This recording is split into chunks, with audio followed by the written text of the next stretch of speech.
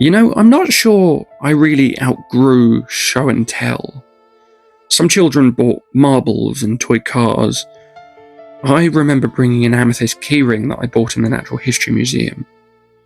I imagine the teacher probably smiled. I can't honestly say I remember her reaction, but I do remember the reaction of the other children.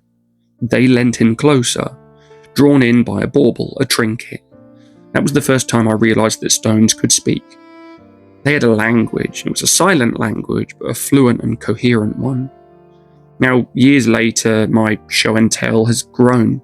Trays of colour and crystal and geometry gestated by the earth and conceived of processes I've spent a career trying to understand and then explain.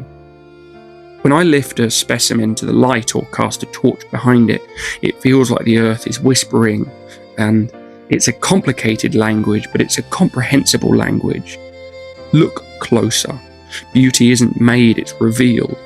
Every fracture, every inclusion, every imperfection is a line in the planet's autobiography. And in those stories, I find something I feel compelled to tell. A reminder that time isn't the thief that we make it out to be. It's an artist. So here I am, a grown man, a grown-up child, if you will, still doing show and tell, passing around pieces of eternity.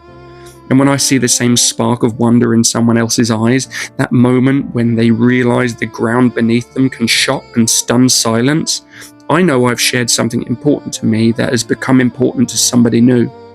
Because collecting isn't about owning, not really. In a lot of ways, it's about listening, and then telling the story back to the world, one stone at a time.